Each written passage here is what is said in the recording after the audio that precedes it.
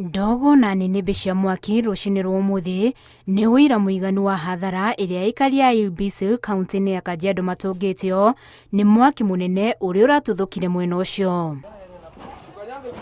Kũrerĩkana atĩ mwaki ũcio ũraumanire na thagiri nyũmba-inĩ ĩmwe na ta kũbuca kwa ritho ũratamba na kwananga nyũmba itanyiheire 30. Chanzo ya moto, huyu jirani yangu ameasha moto kwa nyumba na akafunga mlango.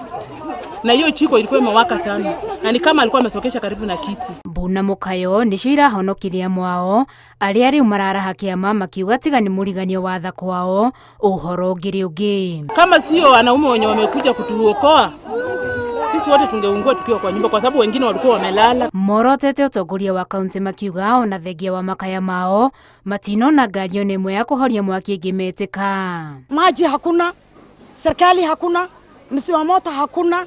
Kwa hiyo sisi anataka msaidizi kwa county.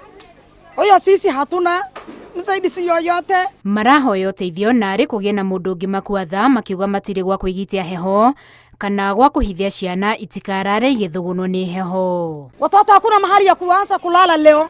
Hakuna mahali ya kumuenda. Kama tungekuwa na gari ya usimamoto tungesaidika. Lakini hatujasaidika kwa njia zozote. Marahoya na arĩ ngari ĩmwe ya kũhoria mwaki mwena ũcio makiuga hĩndĩ o yothe mwaki watũthũka matigagwo magĩtara hathara nene amu mang'ethanagĩra naguo marĩ o wika. Kila siku moto inatokea hii town ya Bisil, watu wengi wanaumia. Hakuna watu wanakuja kusaidia watu kwa haraka. Harĩ nyũmba itanyihiire 30 ici nĩcio indo iria marahotire gũthara. Handũ-inĩ ha Inooro TV, njĩtagwo Winnie Kimani wa Mugai.